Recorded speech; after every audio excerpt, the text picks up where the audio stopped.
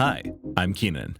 This is No Octothorpe's list of the games I loved the most in 2021, a year that was full of time and other things. Anyway, video games! They're great. 2021 had them. These are my favorites. One quick note about this list, as much as I love video games, I have an equal and opposite feeling about ranking things. So this list has one major rule: no ranks. Everything is listed alphabetically. I know some of you might have a hard time with this. Our society loves competition and roasting other people's opinions, but at least you can take solace in the fact that you can still get mad at me if you feel like I left off one or more of your picks. I mean, what else is the comment section for? Okay. Starting off, some honorable mentions. These games are great and are absolutely worth your time, but for one reason or another, they didn't quite make my 8 faves. I'm sure someone out there is already typing, "But Keenan, if you're not ranking these, why bother having 2 separate lists?" Shh! No, I like it this way. Honorable mentions. First up, Deathloop is 2021, the video game. I mean, where else can you relive the same day over and over and over, navigating a hostile world full of people with a death wish? Where Deathloop differs from reality is that in Deathloop, you have superpowers, and you can use those superpowers in a number of fun and interesting ways to traverse the world and interact with its inhabitants. Like Arcane Studios' previous games, Deathloop drips with style. The self-contained levels are fun to play, the weapons feel great to use, and the different powers you wield allow for a decent amount of flexibility with how you complete many of your tasks. It's a fun sandbox to be sure, even if it wasn't my favorite experience of the year. Alright, next up is Exo One. What a wonderful gem this turned out to be. If you're familiar with the classic iOS game Tiny Wings, you kinda already get the gist here. You fly this shape-shifting alien spacecraft by manipulating gravity and flinging yourself through the air, so it's really about hitting the dips littered across the landscape at just the right angle and building up a ton of momentum. When it all comes together, it feels splendid, I think is the best word. It feels splendid. And it's short, bite-size even. I beat it in less than 2 hours my first time through, so if you want something that is super low stakes and, at times, just stunning to look at, I couldn't recommend this more. No spoilers, but the last level specifically was awe-inspiring from a visual perspective. I played it on Game Pass. Hopefully it's still there when you go check it out. It's a perfect Game Pass game. So good. What's next? Resident Evil Village! Hey! It's great. It's atmospheric, feels pretty good to play. I love the variety it presents and how spooky it's going to be.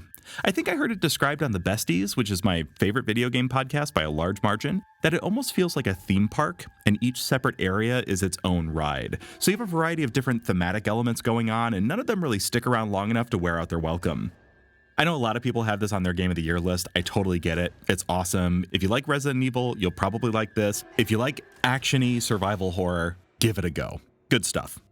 All right, next up, Valheim. Oh, I know, it's so good, and it feels so arbitrary, but for whatever reason, I just can't bring myself to consider early access released. So, due to my own dumb reasoning, I unfortunately didn't put this on the main list. That being said, Valheim is an incredible survival experience that is remarkably polished and boasts a gorgeous sort of lo-fi meets modern art direction. I didn't get anywhere close to progressing past, the second boss in this game because I just found such meditative joy in building unique and interesting lodges that pale in comparison to the things that people shared on the subreddit. If you want a survival game that doesn't feel half-baked or chock full of too many tedious mechanics, I think this is already in a place that is well worth your time, and I can't wait to put it on my list next year? Is that when it releases? All right, last honorable mention is Wildermyth. This game is so cool. Not since RimWorld has a game made me feel so connected to what are essentially randomly generated characters and storylines. And similar to RimWorld, the resulting stories that come out of this game are remarkably memorable. It's one of those games where you probably won't have the same experience as, say, your friend did.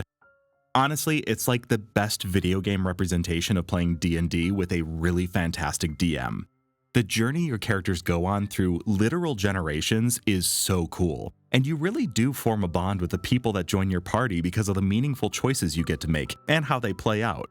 I usually have a hard time getting into tactical turn-based strategy games, but this one nicely streamlines its mechanics and even has a couple twists on gaming conventions that I think are pretty neat. Highly recommend. Okay, with those out of the way, let's jump into the list. First up,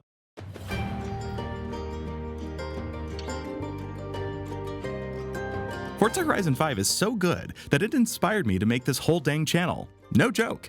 Developer Playground Games delivered a truly special experience with this amazing toy chest full of fun cars to drive. I think I summed up my feelings about it pretty well in my first video when I said, I love so much about this game. But okay, I'll expand a little bit. I tend to be pretty lukewarm on racing games, but Forza Horizon 5 strikes a wonderful balance between simulation and silliness that is an absolute joy to play. It's a fast, frenetic, and fun ride that I could honestly recommend to almost anyone. And it doesn't hurt that it's also one of the best looking games I've ever seen. Regardless of how you choose to play, Forza Horizon 5 has something to offer you. It is relentlessly dedicated to showing you a good time. I don't know if there's another game that came out this year that feels so densely packed full of things to do, and it literally rewards you for any action you take, so whether you play for a few minutes or a few hours, you feel like you've accomplished something while also having a blast doing it. Look, I made a whole video about this game. If you want to hear me gush about it for 16.5 minutes, I highly recommend you check it out. Moving on. Gotta create some dramatic tension for this one. Just gonna do a little fade to black, a pregnant pause. Okay, cue the music.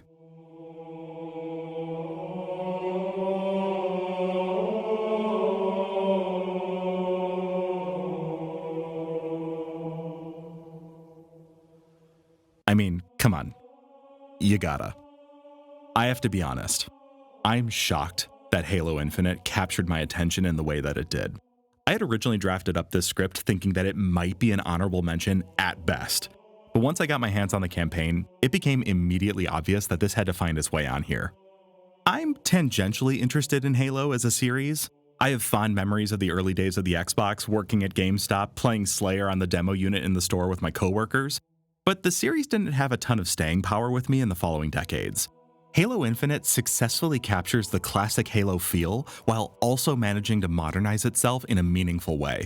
I personally loved the open world, though to be clear, I'm kind of biased towards open world experiences anyway. I love the gunplay. Each weapon feels great to use, and the AI actually puts up a decent fight. I forgot what it feels like to play a challenging first-person shooter. So many are so quick and twitchy nowadays with pretty dull AI that Halo Infinite clearly stands above the pack in that regard. It's been reported that 343 Industries was heavily inspired by Breath of the Wild early on in Halo Infinite's development, and I think a lot of that inspiration still shines through. The world isn't nearly as rewarding to explore, but the way it encourages you to just go out and find interesting approaches to each encounter, the fact that it essentially demands that you don't get too attached to any particular weapon, and the go anywhere, climb anything ethos definitely speaks to a level of inspiration that I wish was just a little bit more fully realized. I do appreciate that it's not Far Cry, throwing shit at you every other second, but it's not so empty and barren that it gets boring to run around in. In fact, moving around the world in Halo Infinite is maybe one of the most joyful gaming experiences I've had this year, because the game gives you a frickin' grappling hook.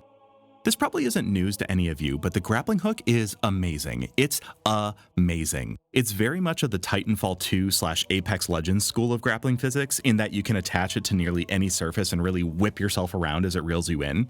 There's a level of proficiency you can develop in how you aim and angle your shots to maximize your momentum. What it brings to combat and traversal make it some of the most fun I've had all year. I should also mention that I didn't have a game that crashed on me as many times as Halo Infinite did, and the fact that I didn't just uninstall it and give up on it completely is a testament to the fact that when it works, it really, really works. Crossing my fingers for a patch because I love to mess around in the world they've created and I want to do more on that without screaming at my PC monitor. Anyway, I feel like I could talk about Halo Infinite for the rest of this video, so I'll reel myself in. Next on the list is Hitman 3. If you were curious which game out-Deathlooped Deathloop for me, it's this. Hitman 3's expanded flexibility and wonderfully varied level design makes it a terrific finale for the trilogy developer IO Interactive began back in 2016. Seriously, there are some missions in this game that add such delightful twists to the existing Hitman formula. It was exciting to go back to them again and again and again to see how things could play out differently each time. I also love the value proposition of being able to play through the Hitman 1 and 2 levels in the Hitman 3 package. It absolutely feels like the definitive version of this game. If you enjoy games that are a bit slower paced and value your patience and attention to detail, I think the replayability here is some of the best you'll find in modern gaming.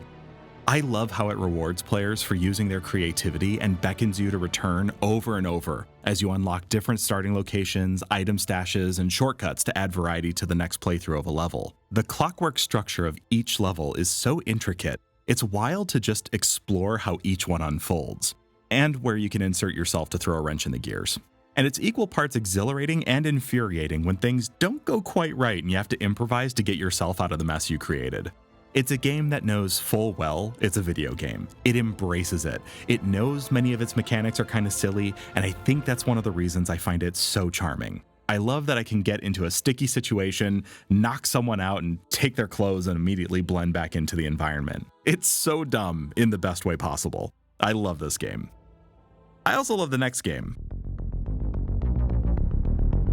I have tried and failed to play Super Metroid over the decades following its initial release on the Super Nintendo. For whatever reason, it never stuck with me, and my most recent excursion on the Switch revealed a game that clearly showed its age. So I bailed. So I count Metroid Dread as my first legitimate foray into the series, and it's a game that made me realize Metroid games are good, actually?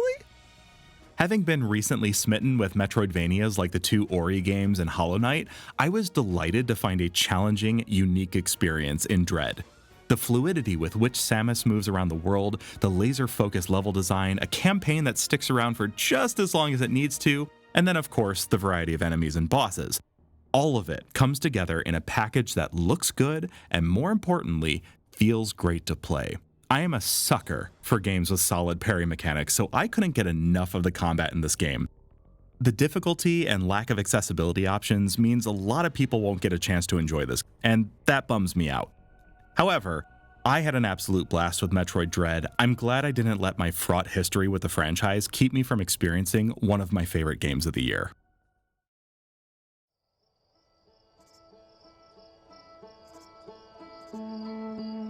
In May of 2019, Mobius Digital released their indie gem, Outer Wilds. Unfortunately, I was captivated by Sekiro: Shadows Die Twice for much of the year and never got around to playing Outer Wilds until February of 2020. It immediately became one of my favorite games I have ever played. I still think about it frequently, longing to have my memory erased so I can experience it again for the first time. It is just that special. So I was cautiously optimistic when its DLC, Echoes of the Eye, was announced. Cautious because I wondered if they could possibly manage to capture even a fraction of what made the original game such a profoundly affecting experience. Optimistic because these are some of the most talented developers working right now. Seeing as you're currently watching this video, it's safe to assume that they were wildly successful. Shut up. The way that they were able to expand their universe within a universe is an unprecedented achievement. Even the act of discovering how to explore the DLC content in this game is more rewarding than many games ever hope to be over their entire campaigns. There is no game like Outer Wilds. It is one of the most unique experiences you can find, and Echoes of the Eye enriches that experience in a way that I would say is nearly essential to the enjoyment of the game. Without spoiling anything, because this game demands you go in knowing as little as possible about it, they were able to take the already amazing mechanics and bend them into something new and interesting, while still feeling wholly true to the original game. It's a wondrous mystery to uncover, and something that, like the original, makes me quite sad that I've completed, and will only be able to think about in retrospect from here on out. Life is hard. Speaking of hard, any of you play Returnal? 'Cause you should. I'm sorry if that statement rubs salt in the already open wound that is the fact that many people still have yet to procure a PlayStation 5 well over a year after its initial release. However, for those of you who have managed to get your hands on one and you haven't yet played Returnal, I say to you one word: shame. You are shamed. Returnal is so fucking good. I can't even begin to describe how many jaw-dropping, incredible moments I had playing this, from the unique weapons to the amazing enemy design to sound design that is quite literally like nothing I have ever heard in a video game before.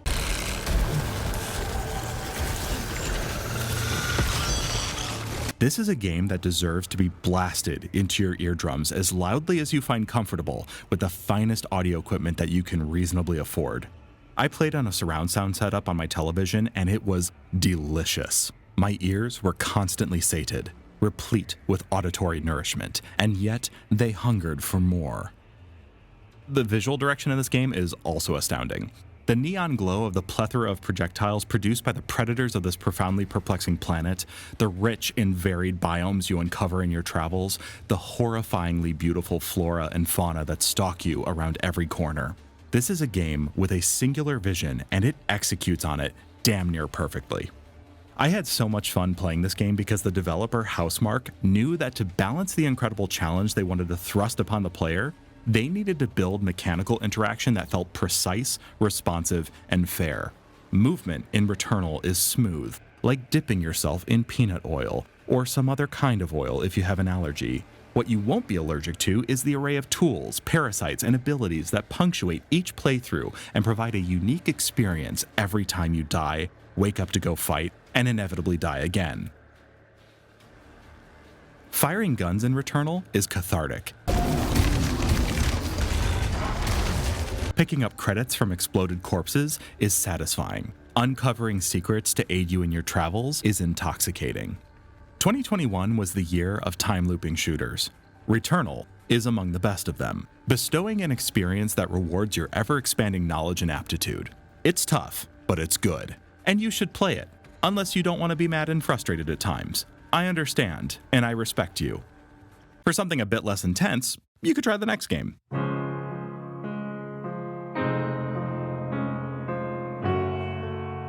If Returnal is a never-ending electronica-infused rave, Sable is cozying up to your friends while you sit around a campfire on a damp fall evening. It is comforting, like the smell of burning wood is comforting. It is folksy, and it is charming. Developer Shedworks drops you into the shoes of a meek desert dweller named Sable, and you live vicariously through her on a journey of self-discovery. There is no combat, there are no threats, just exploration, reflection, and a cast of delightfully written characters who often feel like fully realized individuals that exist in the world beyond your interactions with them. I love how Sable emphasizes relationships through dialogue. I love how the people she meets have so much personality, even though none of them are voiced. I love how they convey love, respect, and admiration for her as she, through you, decides what her role is in the world. I saw many people compare Sable to Breath of the Wild. Sable is Breath of the Wild. If Breath of the Wild was high as a kite and found itself sinking into the couch, transfixed by an iTunes visualizer, lulled into an unbreakable mellow, saying nothing, emanating nothing aside from some good vibes. Also, you get to drive a cute little hovercraft through the desert, and that is neat. If you want to lose yourself in a visually stunning, chill world with a unique art style, and perhaps the best soundtrack of the year, friend, I cannot recommend Sable more. And with that, we're here. The last game on the list.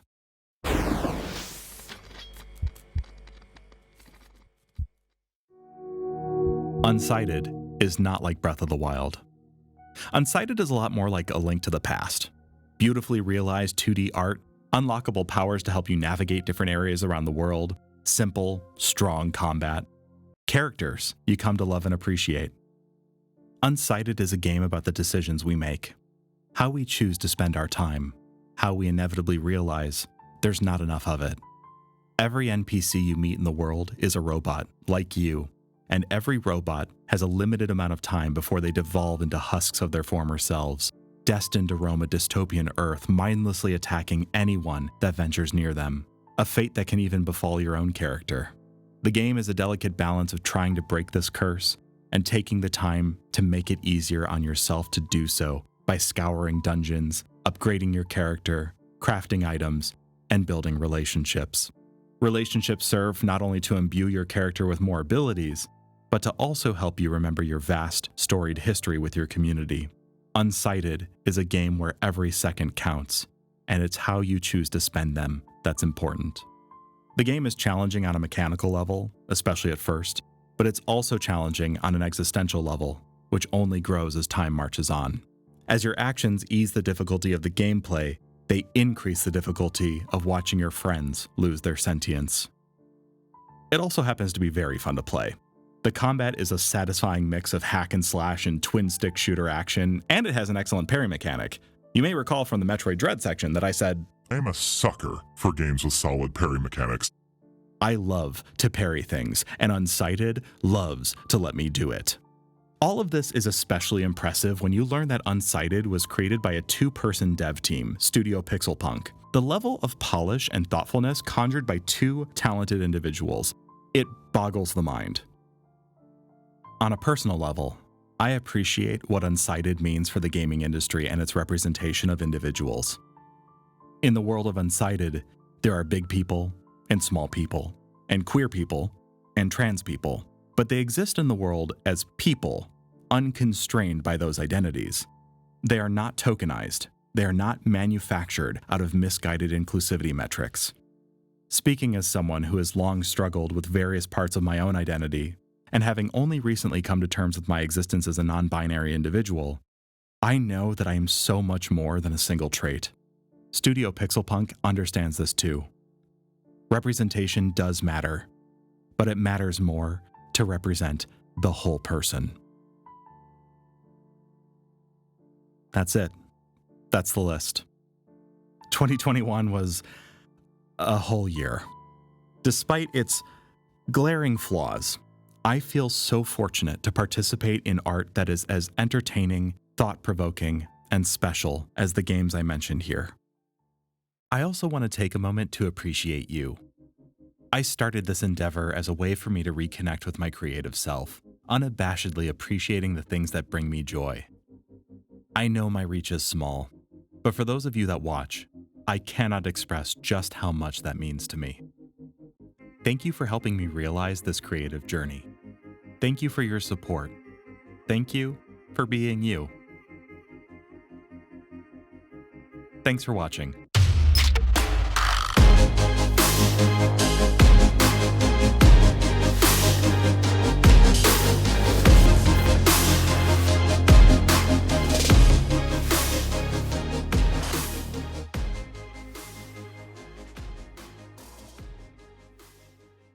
Halo Infinite captures... Fuck!